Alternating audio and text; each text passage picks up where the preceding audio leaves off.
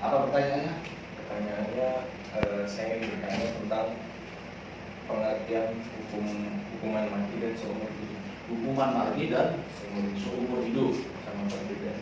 Perbedaannya. Oke. Saya tanya dulu, kamu mahasiswa Fakultas Hukum. Semester berapa? Semester 5. Semester 5. Pernah mendapatkan mata kuliah hukum pidana? Nah, macam-macam hukuman ada berapa? Hukuman pokok, hukuman tambahan. Nah, yang hukuman kurungan, ya kan? Hukuman kurungan itu bukan penjara. Hukuman seumur hidup, ya kan? Dan hukuman mati. Nah, yang kamu tanyakan tadi, apa itu hukuman mati? Apa itu hukuman seumur hidup? Kan gitu ya. Nah, kita kata seumur hidup itu artinya apa? Selama kita hidup. Nah, berarti seumur hidup ya sepanjang kita hidup. Kalau hukuman seumur hidup berarti sanksi ya atau pemindahan yang diterima selama dia seumur hidup dia.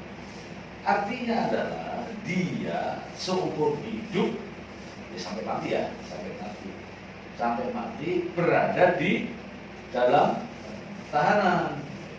Oke, itu namanya seumur hidup. Bagaimana dengan hukuman mati? Ya, jelas ada bedanya. Kalau seumur hidup itu dikasih kesempatan dia untuk hidup, tetapi selama hidupnya berada di dalam penjara, ya kan? Nah, dia bisa beribadah, dia bisa bertobat, dia melakukan hal-hal yang baik di sisa umurnya. Oke, itu seumur hidup. Bedanya apa? Ya bedanya itu tadi, dia masih ada kesempatan untuk melakukan perbuatan baik di sisa umurnya, kan gitu. Lantas, apa itu hukuman mati? Hukuman mati adalah hukuman yang ya harus dimatiin orangnya. Kalau bahasanya gini, hukuman yang dijatuhkan kepada seseorang terpidana dengan cara mencabut nyawa di hadapan regu tembak. Karena di Indonesia ini hukuman matinya itu di hadapan regu tembak.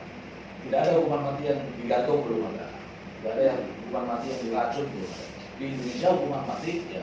Apakah begitu vonis pelaksanaan ya? Apakah begitu vonis langsung ditembak? Tidak. Diberikan kesempatan, dipenuhi permintaan semua oleh terpidana itu di sisa hidupnya sebelum ditembak. Mau minta apa? Aku pengen, misalnya yang belum pernah dia makan, misalnya aku pengen KFC, dia berikan. Kewajiban kita adalah aku pengen makan ayam 1 ekor pak, misalnya ayam goreng 1 ekor, kita berikan. Permintaan yang logis dipenuhi. Nah, di sisa misalnya mati eksekusinya kapan itu kan ditentukan oleh hakim ya. Biasanya di Indonesia ada 2 tahun, mungkin setahun, 2 tahun, 3 tahun setelah vonis. Kalau tidak ada, kan ada banding, ada kasasi dan sebagainya. Kalau setelah itu tetap hukumannya adalah hukuman mati, maka yang kita tunggu adalah eksekusi. Eksekusi biasanya ya, dilakukan di hadapan regu tembak. Tuh, hukuman kan banyak ya, macam-macam hukuman. Sekarang saya kemarin kita ngobrol-ngobrol mengenai persidangan. Persidangan itu adalah bentuk pembuktian. Jadi sistem hukum Indonesia kan harus dibuktikan di dalam persidangan.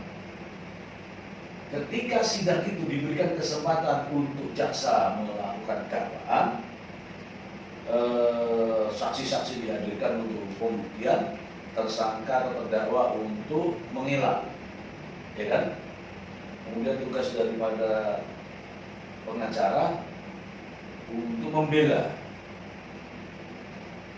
Setelah melakukan pembuktian yang namanya sidang pembuktian itu tujuannya apa? Tujuannya adalah upaya mempengaruhi hakim agar hakim memberikan hukuman atau menjatuhkan vonis kepada terdakwa sesuai dengan keinginan atau permintaan atau harapan oleh jaksa atau oleh advokat. Advokat kan membela supaya apa? Supaya hukumannya ringan. Jaksa mendakwa, menuntut supaya hukumannya tinggi, berat. Tetapi semua itu upayanya adalah mempengaruhi keyakinan hakim. Kalau hakim yakin dengan apa yang disampaikan oleh pengacara, maka hukumannya juga akan mengikut keinginan dari atau harapan dari pengacara. Tetapi kalau jaksa bisa meyakinkan hakim, maka harapan tuntutan dari jaksa itu yang dipenuhi oleh hakim. Makanya di dalam sidang itu adalah upaya meyakinkan hakim. Nah sekarang, setelah vonis hakim, kan banyak tuh setelah hakim yakin. Nah ini contohnya ini kasus high school Kopi Sianida Mirna. Dulu kamu sebagai pengacara ini Otto Hasibuan kan, kamu nggak mampu meyakinkan hakim. Jadi kalau hakim memberikan vonis hukuman seumur hidup dan sekarang ini pengacaranya protes karena ada film di Netflix, itu keliru. Kenapa? Sudah dia sidang pengadilan tingkat pertama, tingkat banding, tingkat kasasi, hukumannya sama semua terus. Artinya apa? Tidak mampu dia meyakinkan hakim. Nah sekarang karena ada film itu berkuat-kuat lagi, seolah-olah dia nggak bersalah dan sebagainya, sudah nggak ada gunanya. Dia jadi pengacara itu ketika berada perjuangannya itu berada di ruang sidang. Setelah di ruang sidang, nggak ada gunanya. Sekarang ini dia bukan mempengaruhi hakim, tapi mempengaruhi publik. Ini ada di media sosial ribuannya tuh, makanya perhatikan itu ya. Oke, sekarang saya berikan motivasi untuk kamu ya. Kamu kan dari mana kamu? Jambi. Sudah kasih tahu nih. Seorang laki-laki ini jangan pernah merasa kalah dalam sebuah perjuangan. Merasa saja itu sudah nilainya itu kamu sudah kalah. Makanya jangan pernah ada rasa kalah dalam sebuah perjuangan. Ingat itu. Karena apa? Merasa kalah saja itu sudah kalah. Makanya dalam perjuangan itu saya harus bisa, saya harus mampu, saya harus menang. Itu bagian daripada motivasi. Jadi kalau kita sudah kalah itu berarti sudah tidak ada lagi nilai perjuangan.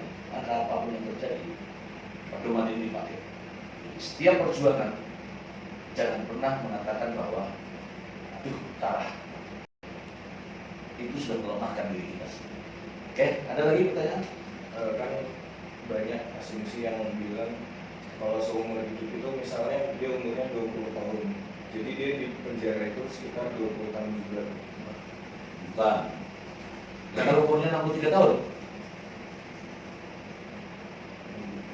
Nah, ada nggak kamu umur 63 tahun di penjara seumur hidup dari 63 tahun berjadinya berapa? Dia setelah dia keluar. Dan mungkin dari dipanggil gitu. Ya.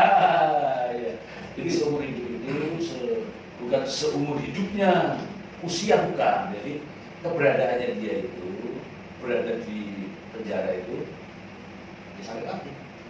Sampai dia tutup usia. Kalau saya misalnya, saya di penjara seumur hidup. Saya di penjara seumur hidup. Berarti hukumannya saya berapa tahun? 53 tahun loh. So, sama aja, 53 tahun itu umur saya. Jadi kalau masih ada sisa usia saya keluar ke 100 sekian tahun, bukan. Misalnya seumur hidup dia umur 17 tahun, berarti 17 tahun juga. Padahal dia sadis ini. Dia seumur hidup artinya dia hidup tapi berada dalam, nah, dia ditaruh di buku lagi. Dan belajarnya realitas di apa. Dan logis juga kan. Juga seumur hidup. Masa saya seumur hidup dia 40 tahun lebih dalam 40 tahun. Itu maksimal di hukuman penjara itu ya, hukuman fisik ya, paling maksimal 20 tahun. Di atasnya itu sudah ada hukuman seumur hidup, di atasnya lagi ada hukuman mati. Jadi kalau seumur hidup kok, kemudian dicontoh 20 tahun. Ya, ada lagi. Aku yakin kalau kamu mau belajar, karena saya kan mau begini ya, bukan cuma teori, saya orang kan. Sehingga itu sudah pernah saya alami sebelumnya, ya. Sehingga kamu berbicara dengan saya itu sudah praktek hukum namanya. Oke? Kalau lagi bertanya, aku bisa lewat WA, bisa lihat WA untuk bertanya. Ya. Nah, saya ini kan dia ngajar juga ya. Lihat tadi kan full. Ya, ya. Belum kegiatan yang lain kan full ya. Ini Selasa,